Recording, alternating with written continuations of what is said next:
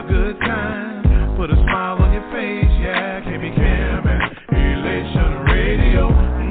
Even brighten your day and help you through the night. Bring you good music. Can be Cam and Elation Radio. And here's your host, Kim and Kim.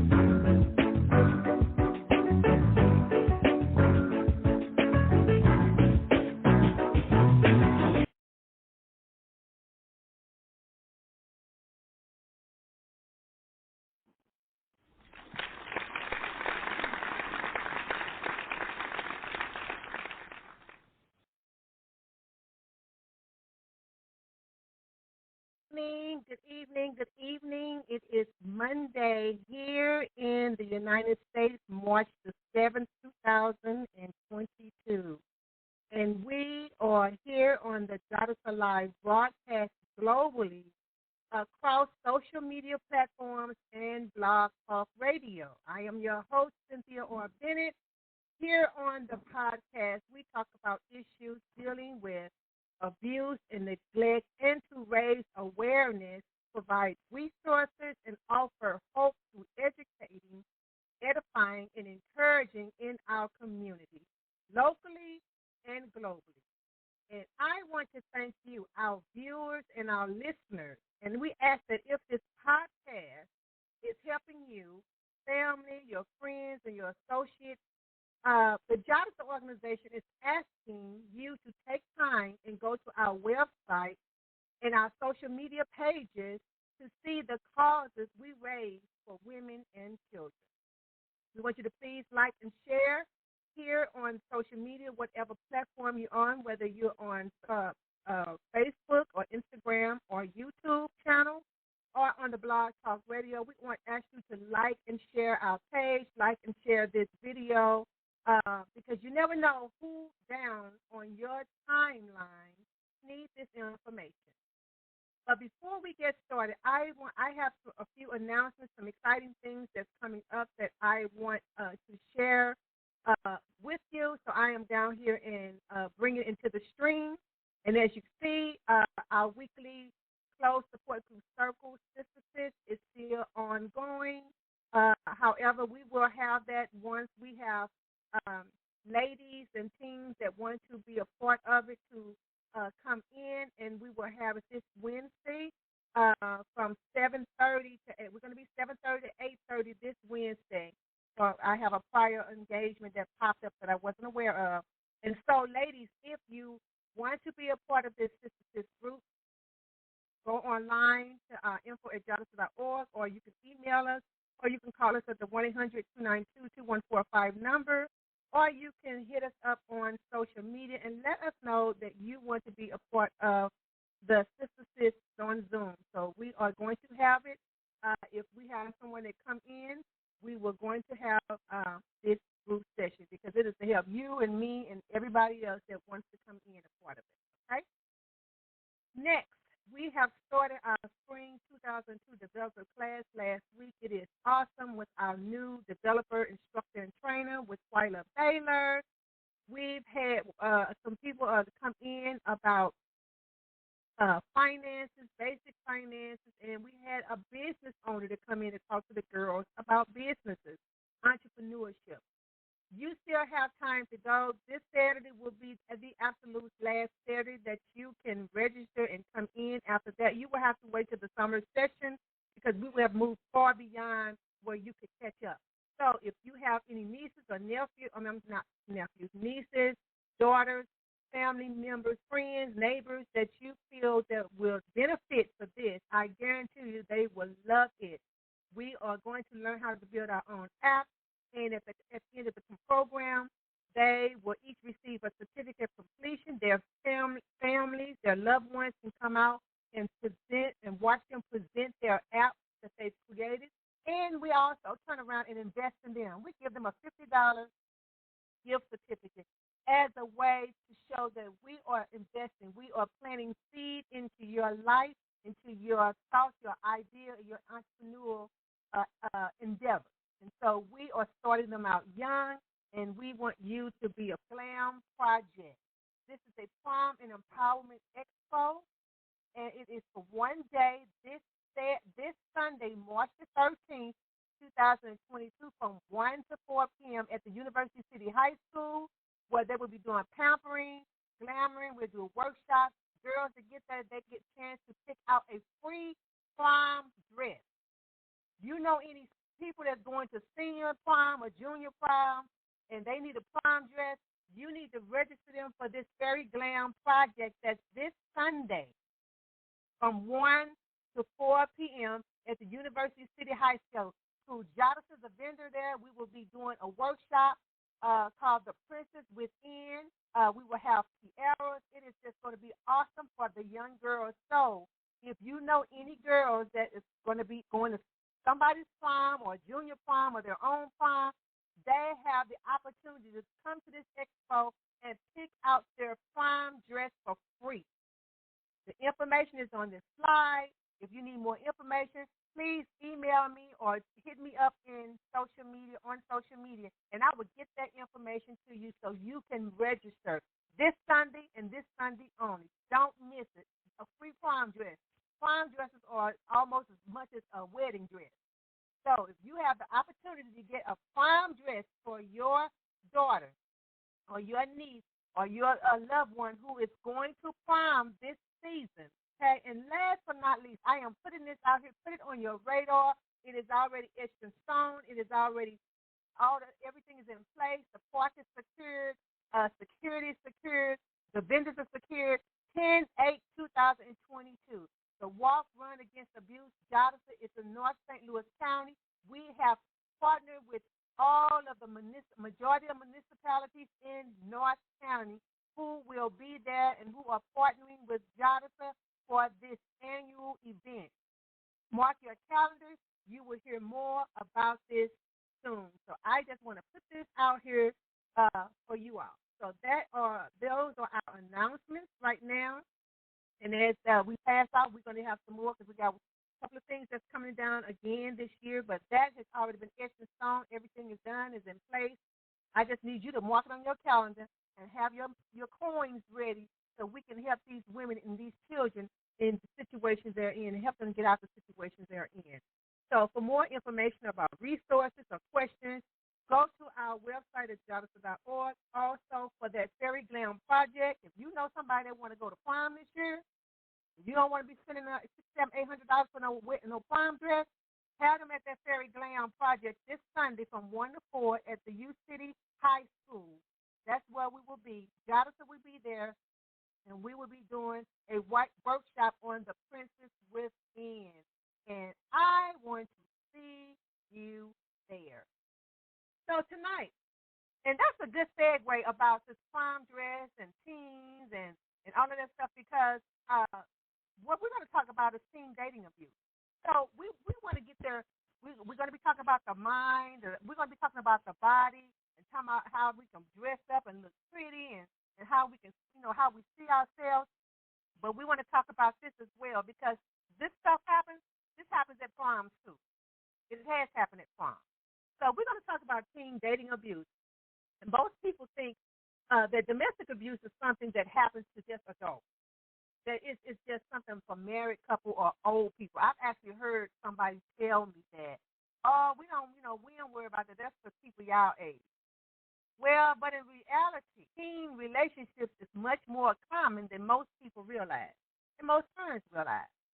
And so when the pandemic forced schools to close in 2020, children spent more time at home, right? We all know that everybody was at home, staying in place, sheltering in place.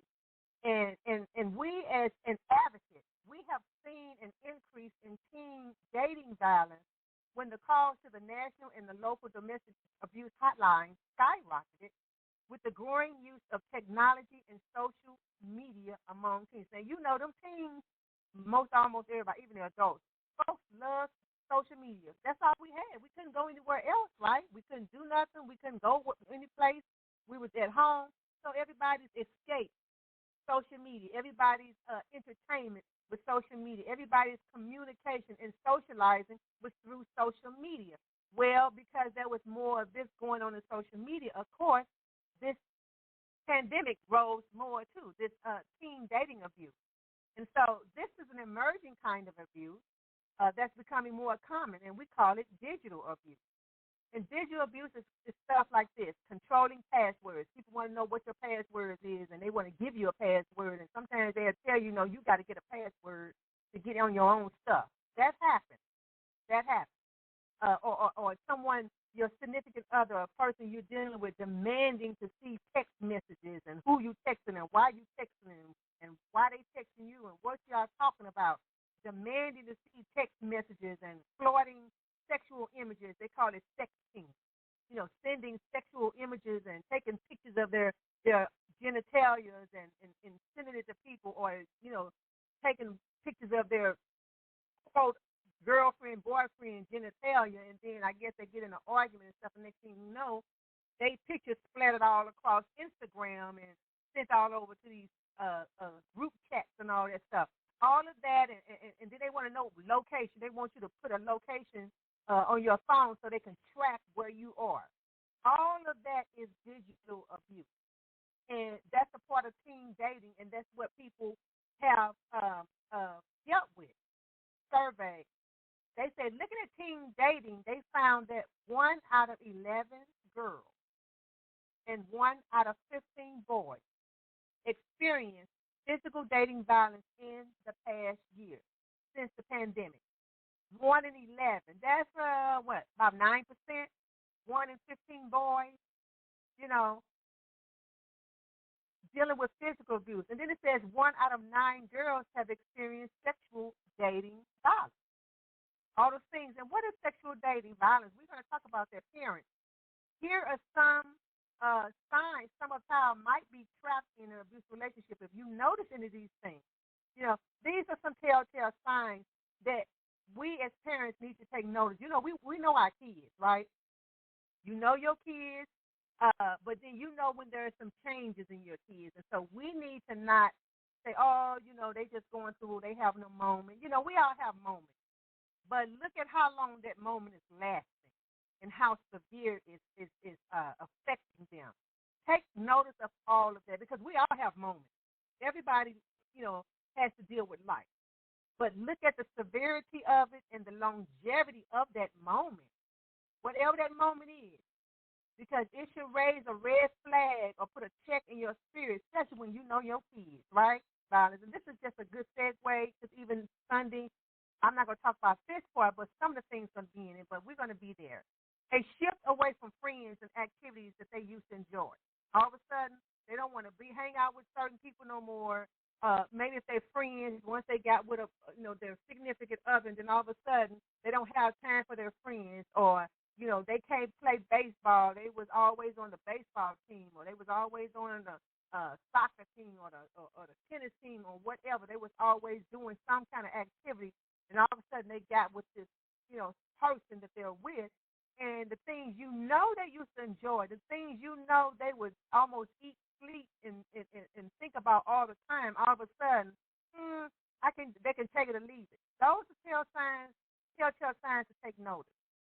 And of course, you know, grades slipping at school. You had an E's and F's, or all of a sudden this person getting calls that they're being disrupted in class, and they're getting in trouble and being disrupted with their teachers and peers and the staff. Those are telltale signs to take notice that something is amiss. Now, it's not necessarily always teen dating or violence, but these are some of the signs that result out of that from surveys and from, you know, young people we've dealt with down through the years.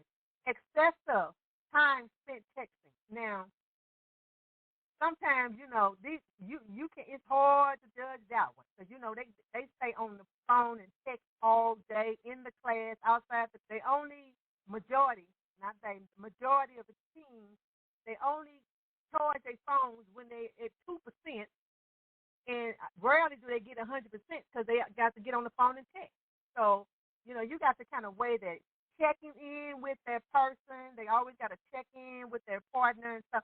Those are telltale signs that something is amiss.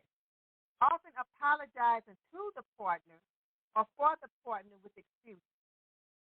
There's some control issues going on there. There's some fear going on there that you got to always keep apologizing to your partner. Now, this is not just girls with boys, but we know a lot of boys that have gone through or are going through that, they don't really go forward and share because, stigma that society has placed on it. But this goes both ways, with teen dating violence. Seeming afraid of making the partner mad. Always that goes hand in hand with making excuses for them, or, they're jittery and they're jumping around him and they always got to, check with them to see if it's okay, or when somebody says something, they kind of look at them to see if there's an approval of how they either respond or how they act or how they said something. Those are telltale signs as parents, especially when we can't tell our kids something. We got to tell them something 4, 5, 6 times, and then the other person can say something to them and they jump and stuff. Yeah, I'm gonna probably look side eye at both of y'all to see what's up. Because I can tell you something 5 times and you act like you can't hear me. But then this other person can say something, and then you jump, and it seems like, yeah, I'm going to take a double look at that one. I'm going to look hard at that. Lack of self-care. Hygiene is kind of going down. When you're going through that kind of stuff, you get depressed. You almost lose yourself. You lose who you are. Lack of self-care. That control. Sneaky and secretive. This is funny because I'm like, they could be sneaky and sensitive on a lot of stuff. Because it says in the survey, 67% of teens keep an abuse relationship secret.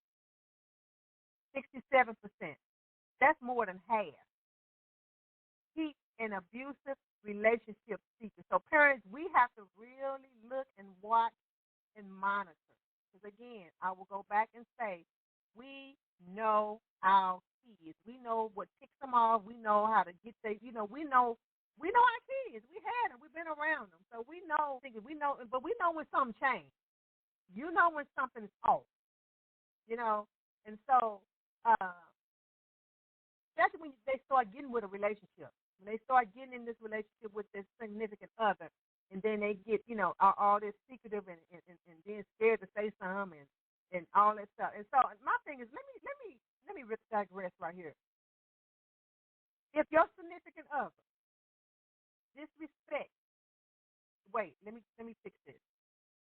If your son or your teenager, significant other, or boyfriend or girlfriend disrespect you as a teen's mom or dad, that there's an issue of control, because they are not going to respect the person they're with when they can't respect their parents.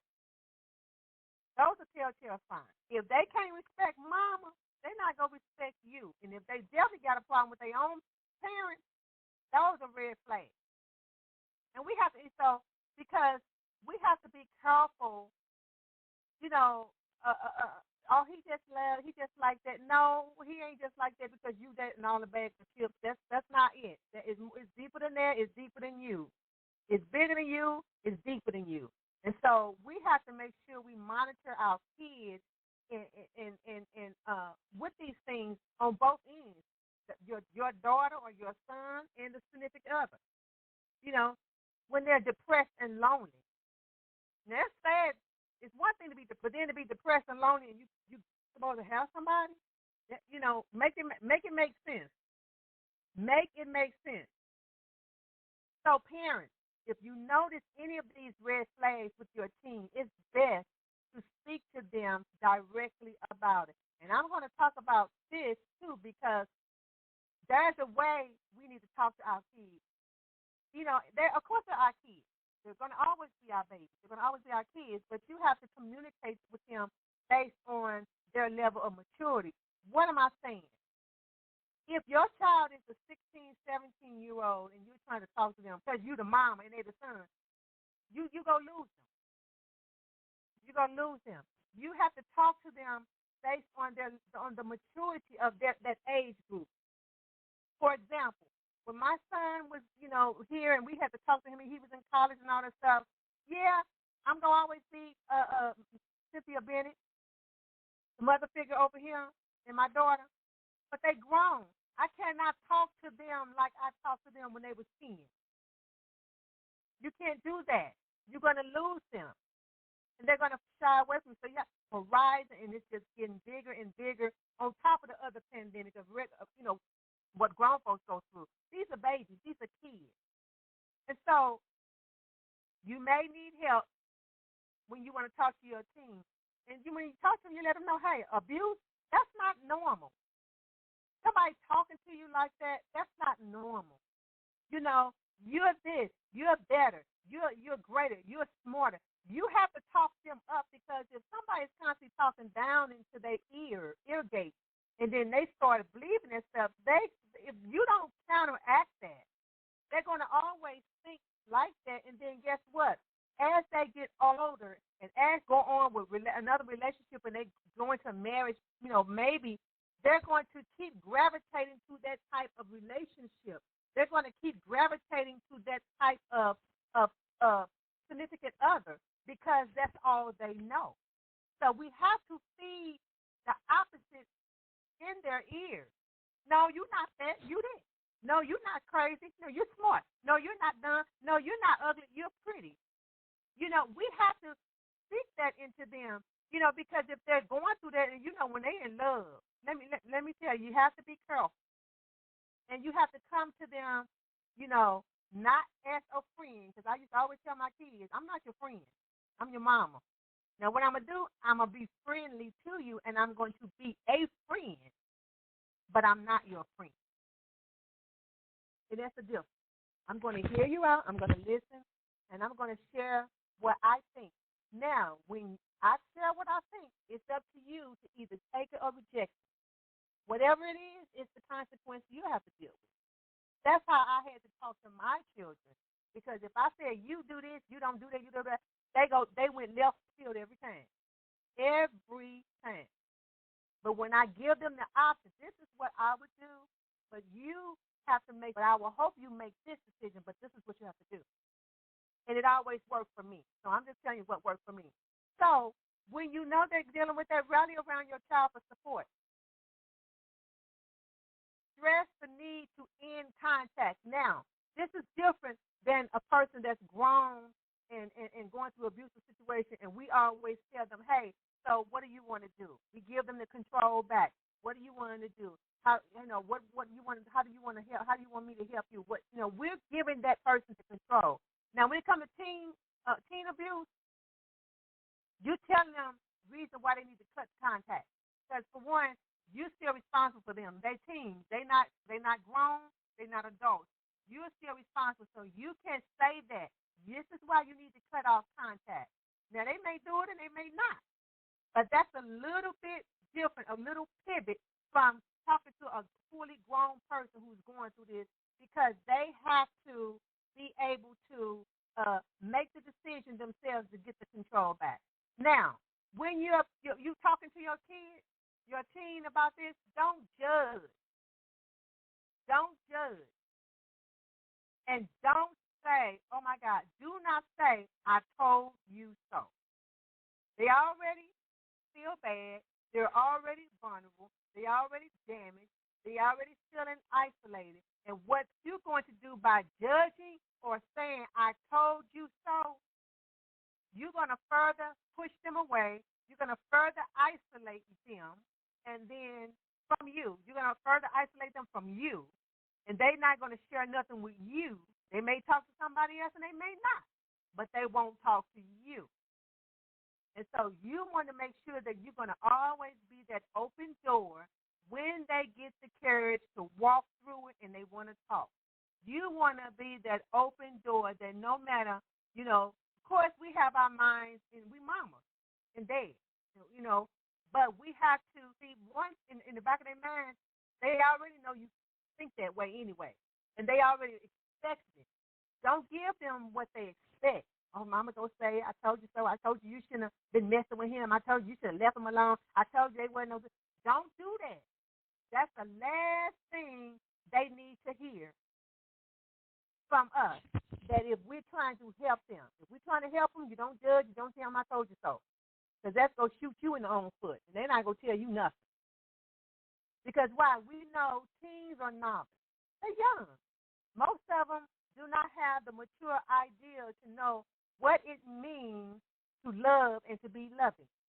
So if they don't understand that tell them, because they angry and because they criticize them and because they're jealous and because they're really possessive, these are just because I just love you so much and I just don't want nobody to be around you and I'm just upset because every time somebody talks to you, it just makes me mad and angry. That's because I love you so much. If they don't get the proper information, they going to believe that. They're going to believe that. Oh, he's jealous because he loves me. No, baby. No, that's not it. So we have to properly communicate to our children about this teen abuse because it's rising. It is rising. And I'm telling you, it's a lot of stuff that came out of this pandemic, and that's one of it.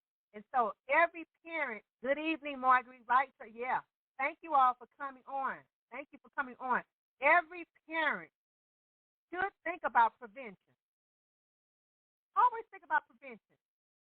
Talk to your preteens and your teens. Have them attend workshops that talks about healthy and unhealthy relationships because that sets the groundwork for them to be able to spot abusive behavior early. Then stay in there, get their feelings all twisted and tied up with that person. And now, we got all these soul ties and all this stuff that's going on, even this week. We at Jadasa, we spearhead and we participate in these types of workshops to help combat this epidemic. And so I am going to shoot this email. I'm going to put this flyer up really quick because this is coming up this Sunday from 1 to 4. It is the Fairy Glam Expo, Prom and Empowerment Expo. Every girl that comes there, you get to pick out a free prom dress. I wish they had that when Jada was in school because them prom dresses wasn't cheap. You get to pick out a free prom dress. We have empowerment expos that's going on. And so I just want to share this quickly. This is it. This is this Sunday, Prom Fairy Glam Project, Prom and Empowerment Expo. This is from 1 to 4 this Sunday at the University City High School from 1 to 4. For more information, you visit the fairyglamproject.org, and you can register at U City High School. Get that QR code. You can pick up that QR code and register. Register your daughter. If you know any girls that's getting ready to go to prom, they don't have to go to U City High School. They do not have to be a student at U City High School. They can come. We have Empowerment Expo. Jadasa is going to be there this Sunday. We are teaching on the Princess Within. That is our workshop that we're doing, the Princess Within. There are going to be vendors out there that's going to give you tampering and give you door prizes, and you get the opportunity to walk away with a prom dress free. So if you know any young girls who's going to prom, junior prom this year, have them at their expo. If you need more information, reach out to me, email me, or hit it in the social media post, and I will get this information to you. I want to see you there. I will be there. Jadasa will be there. So I wanted to at least put that out there again for you guys to know that, we're doing what we can. We are trying to be there to talk to our teens, to encourage them. So if you or someone need help, call the National Domestic Violence Hotline at 1-800-799-72 or the National Sexual Assault Hotline at 1-800-656-4673 in the United States. You can reach us at jadasa.org. at our website or social media page, any of our social media pages, or you can call us at 1-800-292-2145. You can also find resources because we're talking about global. We didn't forget you. You can also find resources in your state coalition's website or Google domestic violence hotlines in your respective country. So I will leave you with this. Jeremiah 29:11 says, "For I know the thoughts that I think towards you, saith the Lord, thoughts of peace and not of evil, to give you an expected end." God wants you to know, and whether you believe it or not, that He wants you to get the end that you expect.